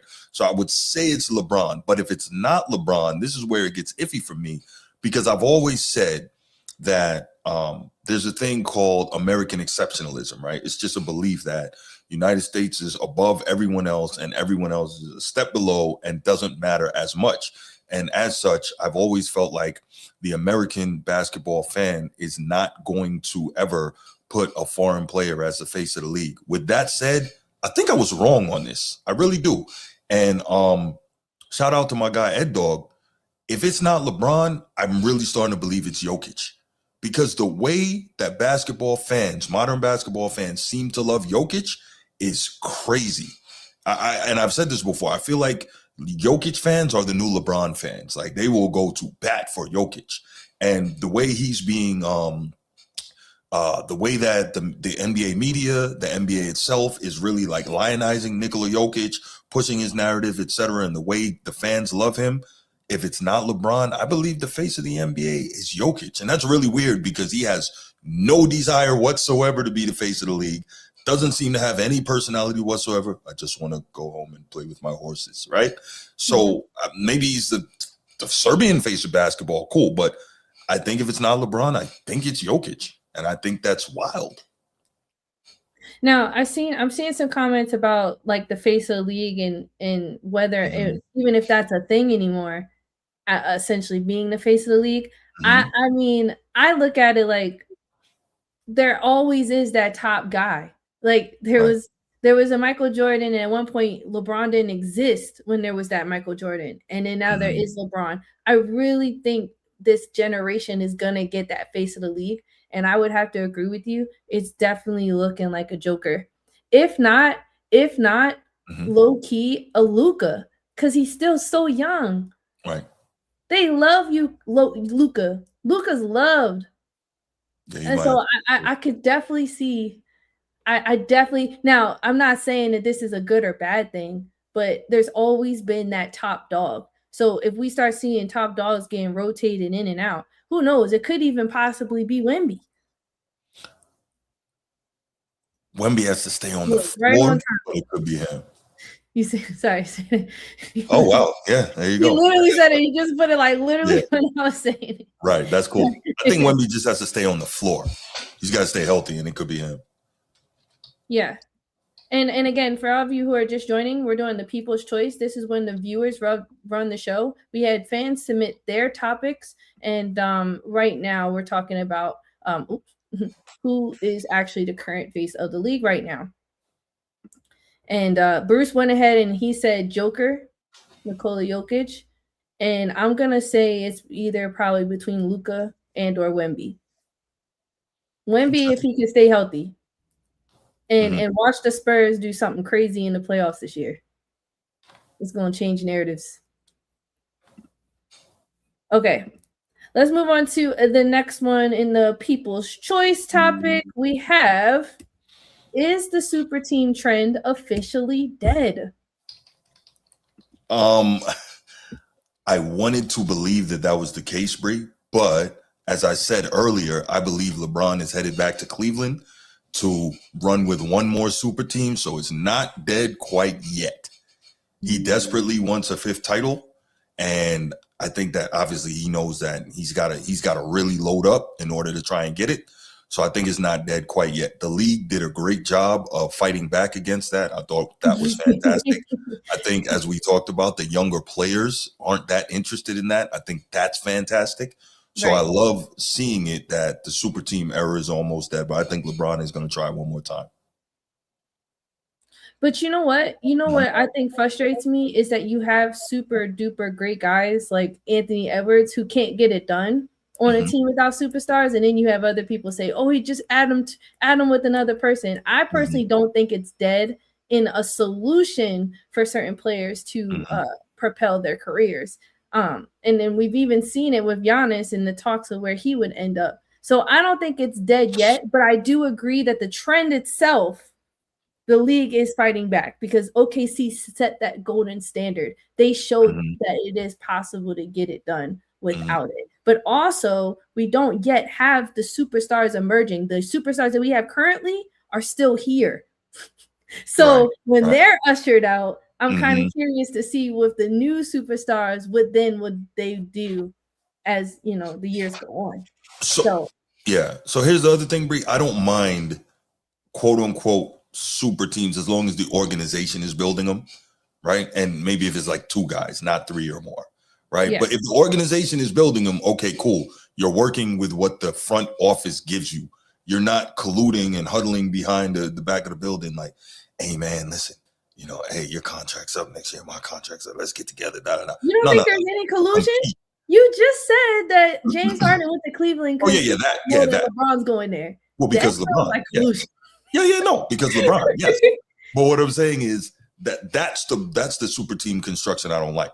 If an organization says, okay, I'm going to put player X, player Y, player Z together, and we're going to try to win, okay, cool. You're working with what the organization gave you. I'm okay with that. I think that's two different things. And no, Sneed, LeBron is not going to Boston. You know that, and I know that. Oh, Sneed, make sure you stay. Make sure you stay because we will get to that. I promise you. But right now, if you haven't already, make sure you drop a like, subscribe. Yes. We are currently doing fan submitted topics, and if you know bull, you know ball. And so, is the super team trend officially dead? Bruce said yes. I said no, and we will keep it moving. Or any last thoughts on that? No. Okay, good. Perfect. All right, here we go to the next fan selected topic. I was reluctant to put this up here, but you know how often I still get comments on my Kevin Durant video that I did. Is Kevin Durant washed? No. Is he the same Kevin Durant that was completely and utterly dominant in Golden State? Not quite, but he's also not washed, right? Now, at the same time, we got to, you played ball collegiately. I watch ball a lot. So we know that what Kevin Durant was able to do was a hell of a lot easier with the way that team played in Golden State and the fact that other than Draymond, you pretty much couldn't help off of anybody. So he's one of the best one-on-one players in the league today, if not the best. And so he had so many one-on-one opportunities because you just couldn't help, right? And so, excuse me, it made it a lot easier for him to just go off and cook the way he was cooking. It was too easy over there. That said, Kevin Durant is not washed. He's not washed at all, but he's not the same guy. And I don't think he's going to carry a quote unquote regular team to a chip that way. Well, do you see him making some waves with Rockets, who got demolished by the Celtics last night, by the way, without Jaylen Brown? Let's go Boston. But no, yeah, I absolutely do. Now, depending on how the seedings shake out, but I can see the Rockets in the conference finals. I can say that. And let me also say this. I said this, and my man Ed Dog went crazy before the season started. When we found out, the Rockets were going there, I made this statement and I stand by it. I said, if Kevin Durant wins a championship with the Rockets, it means more than every one of LeBron's championships because he did it. He didn't do it as Man Down Mel says. He didn't do it the sleazy way. He went and really got it. And so I truly believe that wholeheartedly. Every one of LeBron's, it will mean more. But regardless of any of that, Kevin Durant is not washed. No. I'm leaning towards, he's shooting 50% from the field. Mm-hmm. I would say, is it fair to say he's middling? Is that the right word to use? I think he doesn't look aggressive, but maybe that's just, it comes so easy to him that he's almost never looked truly aggressive. It just doesn't seem like he has that dog in him. I mean, granted, I've seen him do crossover, blow by, he yams it in the rim. I've seen that this season multiple times. Right. I've seen him get the call for the ball, but it's just not looking like it's his team. And because he's a superstar and he's on the Rockets, and the fact that it don't look like it's his team leads me to believe this man is washed. Wow.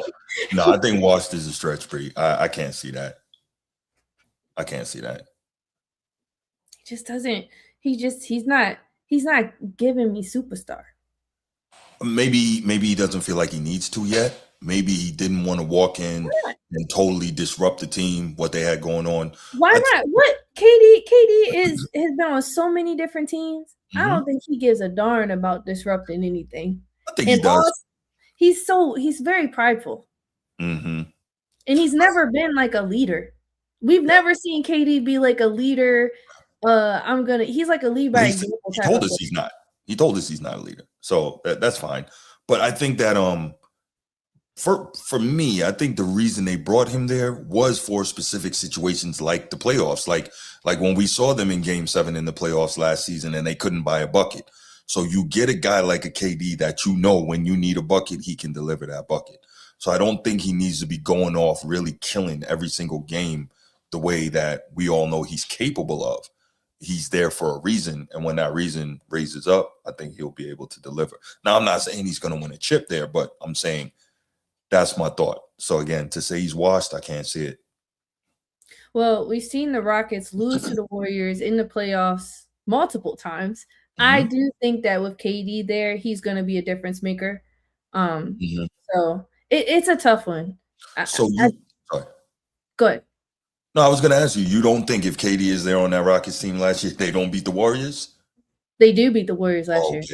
Okay, And so me saying that, mm-hmm. I that's why I'm teetering on the fence. I'm going to teeter on the fence with this one. Mm-hmm. Is Kevin Durant washed? Is he going to get another ring? Mm-hmm. I don't think Steph, LeBron, or KD are going to get another ring. Nah, just get out of here. So, just get out. So go then, retire, yeah, guys. if they're not, then they're washed. I don't think that makes them washed. Washed is when you can't play anymore. You're embarrassing yourself on the floor. This is not like KD's on a terrible team. He has the best possible team he has around him, better than what he had in the Suns, better than what he had in on the Nets, better than what he's seen in all his not since the Warriors, not that better. But I'm just saying he's had better in a while, and as many moves as he's been making, obviously he's chasing chips. If he wasn't, he probably would have just stayed kaput.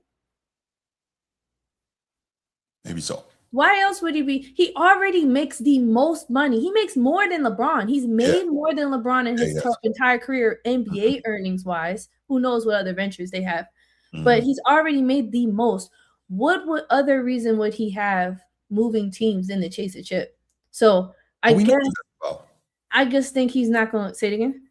No, I was agreeing with you. We know that that's why he's doing it, because the whole narrative is that, you can't win without Golden State. Oh, I'm going to show you. And he hasn't been able to do that for a myriad of reasons. Right. All right. Is KD washed? This is a very polarizing topic. We get a lot of absolutelys and a lot of heck no's. So, a great topic. Let's move on. Again, we're on the People's Choice. The viewers run the show. And we're going to move it along here. Who is the most overrated team currently in the NBA? I have no idea. I really don't. Okay, so I want to say the Lakers, but of course they're just going to say, well, you were hating Celtics. That's low-hanging fruit, Bruce. It really is. But I mean, your answer is your answer. I'm not going to pick away from your answer. No. But the Lakers is very much low-hanging fruit. And just take away the LeBron biases of it all. And no, it's not about LeBron. The league as a whole. Okay. The most overrated team currently. And we can even contribute it to the teams who were. Let's see. We got a lot of comments so far from people. So this is a good question. We see a lot of teams that were supposed to be doing amazing who are 500, chilling. We're scared for them.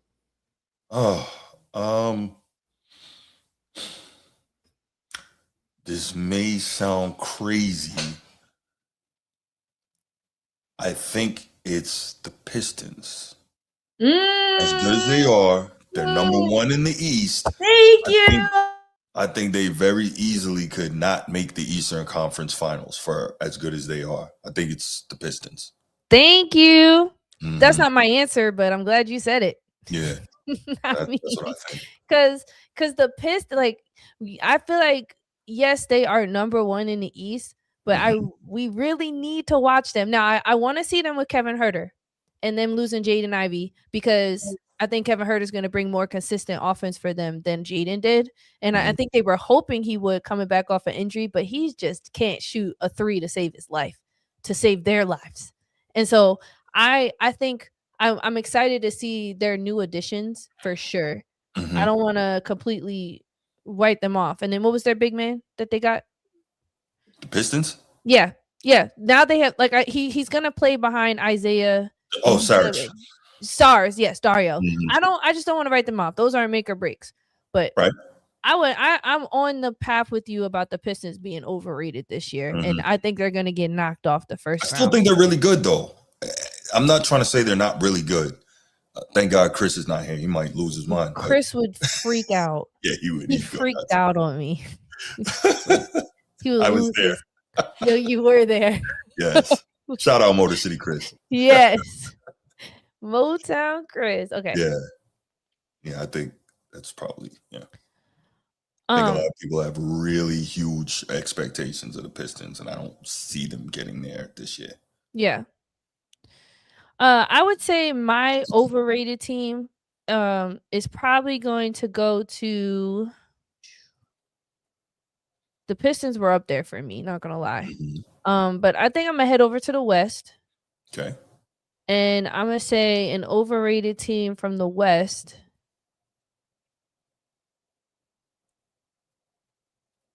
Ah, That's tough, man. Those teams in the it's West are tough. real good. No, like they are good. I almost did. I almost started hating, bro. I can't wait to hear this. Man. Ah. I mean, aside from okay, I'm gonna go back east because on the west, I did almost say the Tims, but I think we're not talking about overrated players. We're talking about overrated teams. Oh. And as a whole, the Wolves are a solid team, but I think Mhm. Anthony Edwards is an overrated player, Ooh. and I get a lot of hate for this. That's I know interesting. he's great, but I just think he's I see. overrated in getting it done. And he talks a lot about how he gets stuff done and he's big Hmm. dog, but Hmm. big dog ain't do nothing in terms of winning wise. Right. But mm, we're talking overrated. Overrated. We're talking so Smeed over here talking about underrated. Right.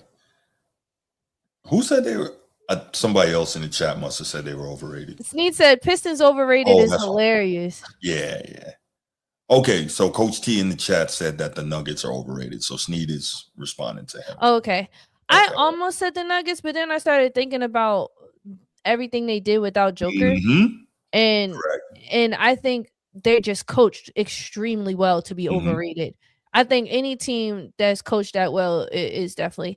I would Right. say the Magic maybe could be overrated, but I just think they're just losing themselves in some type of capacity. I don't even think people are rooting for them to win. So to me, an overrated team is a team that people are hyping up to the ends of the earth, and they're Mm. actually not that good. So I don't think anybody hyped up the Magic like that. I mean, I think a lot of us thought that the Magic would be better this year. yeah. I don't know about hyping up to the ends of the earth, though. Yeah. No, yeah, that's what I'm saying. Like with the Magic, nobody did. So that's why I can't say that they're overrated. Right. Yeah. You know, actually, this actually might be a crazy take. I think the Knicks could be low-key overrated. Okay, I'm not mad at that. I'm not mad at that. I I just think they should have done what they could I have don't believe it. done. Yeah. Because what Carl Anthony Towns does is when they're losing, he magically gets hurt and he goes and sits down and he's so hurt. And then when Jalen Brunson brings them back or OG Anunoby or Josh Hart does some crazy hustle play and brings them back, then Cat talking about he better and then it's like checking back in. I've seen him do that so many times in the playoffs last year, Bruce. I almost broke my TV. Now you're going to have me watching that. Okay. Now Please, you're going to have me looking out for that. Please look out for it. I'm telling you, Right. he does this crazy flop thing, and that's Mm. why I think he doesn't get a lot of calls. And if they start losing or he gets tired, Mm. he starts limping and acting crazy. Yo, I need someone to back me up on this. I'm telling you, he's done it multiple times. You really going to have me looking for this now. That's crazy. I know it's insane, but in big moments, Cat, I just think he doesn't. I think he holds the ball way too much. Mhm. And I see Jalen Brunson's frustration, but he's trying to be a stand-up guy about it. But Mm-hmm. I can just tell, like, you give the ball to Cat, he's gonna take it every time. Mm-hmm. And I get it. He's been conference player of the month. He's done this, he's done that, but he's not going to win them many championships being their Nah, number one option. nah. And so Agreed. I think the Knicks can be overrated. I don't believe in Mike Brown at all. Do you believe in Mike? Not on a championship level, no. I thought it was a mistake, and I said it on my show back then. I thought it was a mistake to fire Tibbs. They shouldn't have done it. Now, they should have threatened him like, yo, you need to adjust your substitution patterns and scale back the minutes that these guys play some, or it's going to cost you your job. But they should not have fired him given what he did. That was crazy because they clearly had no succession plan and they didn't get somebody who was better. And that's no disrespect to Mike Brown. He's a very good coach, but nah, that wasn't it. That's not what you needed to do. I would have preferred Don. Don Staley was one of the front runners for that position. But anyway, I was being shady. Nah, that wasn't gonna work. All right, y'all. The viewers have picked our topics. Y'all are on a roll. Thought these are great submissions. People's choice. We're almost to the end of the roll. This question right now: who is better, Tatum or Brown? Here we go. This was a good question because last year, obviously, when they were both playing, it was a debate, and obviously Jason took that one home. But now that the Celtics are number 2 in the East without Jason Tatum, with Jaylen Brown at the helm, arguably in MVP talks to be the MVP, over Cades, over Luka, over Joker. What do you think? And this is a Celtics fan, by the way. Of those of you who do not know, Bruce is a diehard Celtics fan. That's right. Since Bird was waving the towel in the garden. No, Jaylen Brown, and it's not by a lot, right? And I know Ed's probably gonna go crazy over this. Shout out Ed Dog, it's my guy. But no, Jaylen Brown, and again, that's no disrespect to Jason Tatum, but for reason number one, Jaylen Brown is the better man on defender, and I value that highly. He's the better defender. 2, he's got more dog in him, and he doesn't. Even though he's improved on the 3 ball, he doesn't bail out the defense a lot of times like Tatum does by taking bad threes. He is much more an attacking type of wing player, right? So he's a better defender. He's more of an attacker, which I think allows him to not be subject to bad games as much, right? Because, and not to say Tatum has a lot of bad games, but when Tatum's shot isn't falling, you could see it messes with him. But Jaylen Brown is going to continue to attack you. And the third thing is, now this is hypothetical, but I'll say as a Celtics fan, I don't believe that if Jaylen Brown had been out for this whole season, Tatum would have carried this team the way Jaylen Brown has carried the Celtics in the absence of Tatum. So I'm going to go Jaylen Brown, not by a lot, but by a little bit. So that's where I am on that. Okay. Just by a little, just a smidge? Yeah. By a little bit.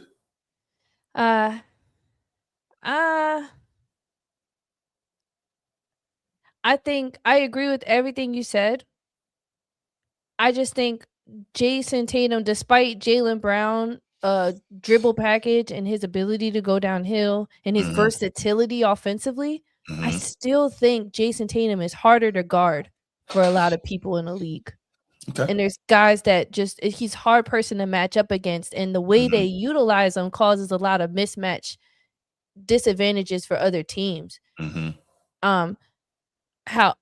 on the other note of that, Jaylen Brown has more of an it factor for me as opposed to Jason Tatum. He just something about him just doesn't have that it factor to him. Agreed. But I wish I had the stats just to see the comparison of their seasons and their efficiencies and things like that, because that matters. Pretty close. It's pretty close.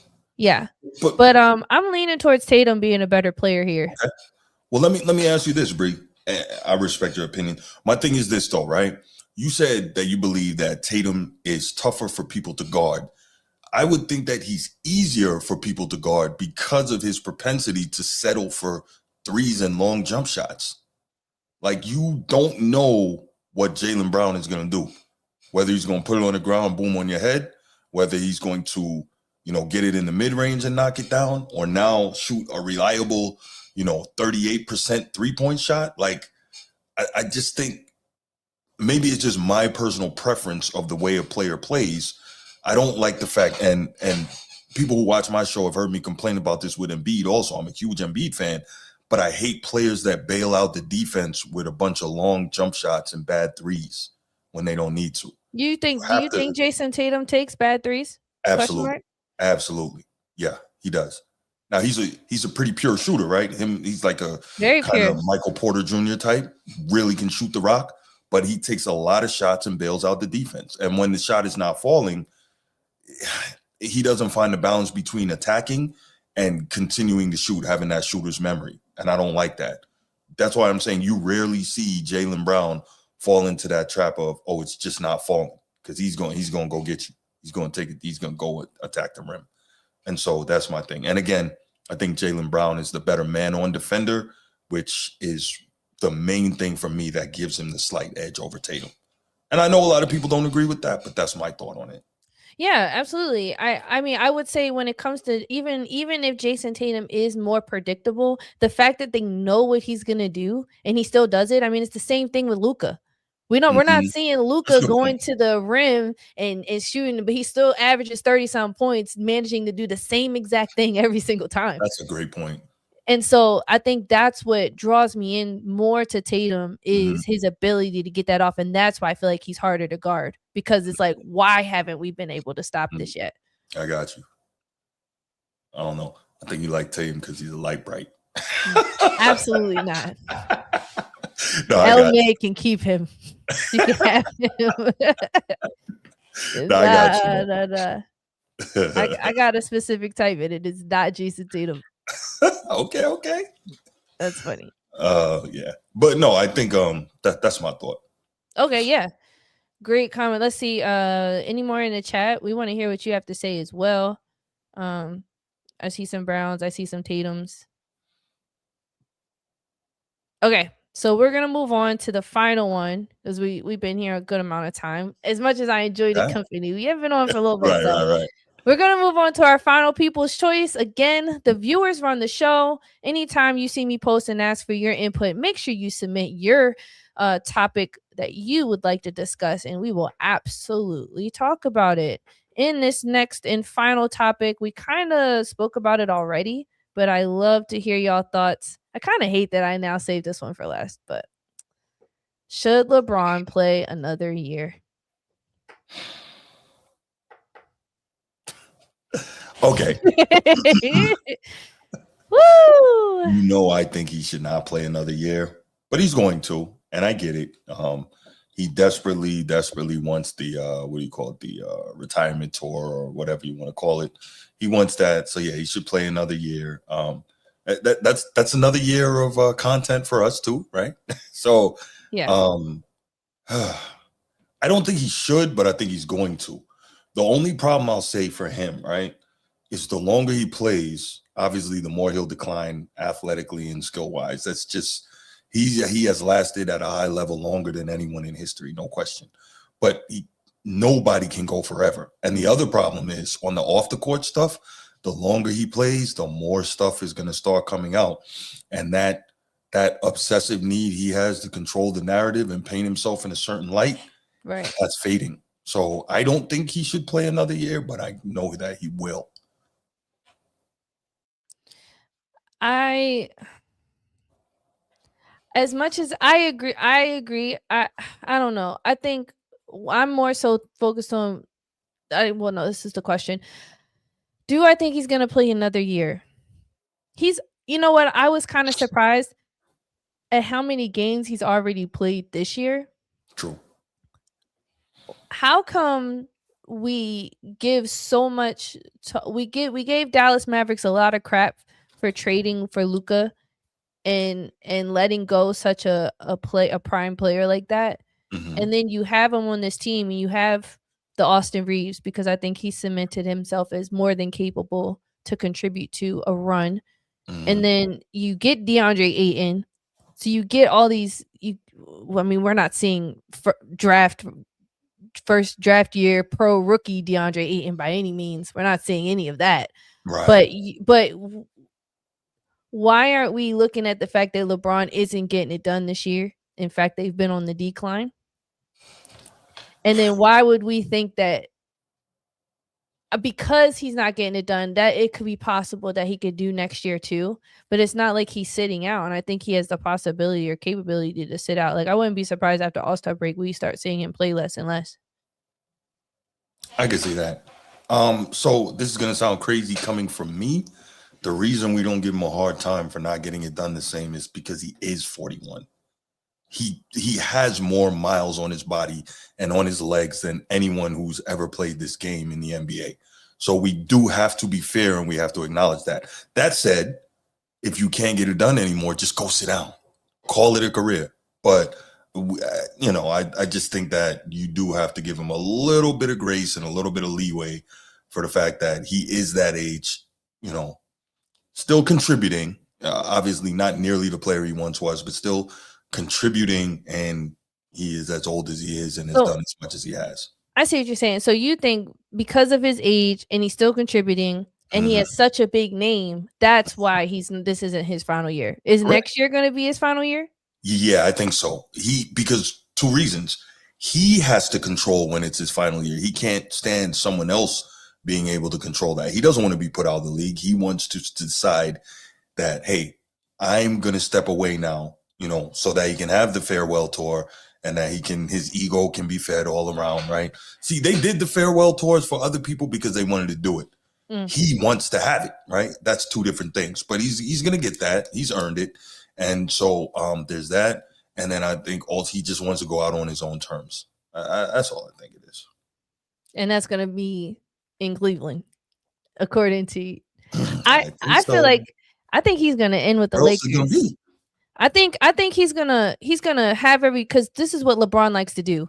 LeBron absolutely loves to hype it up and then absolutely do the opposite of what we thought he was gonna do.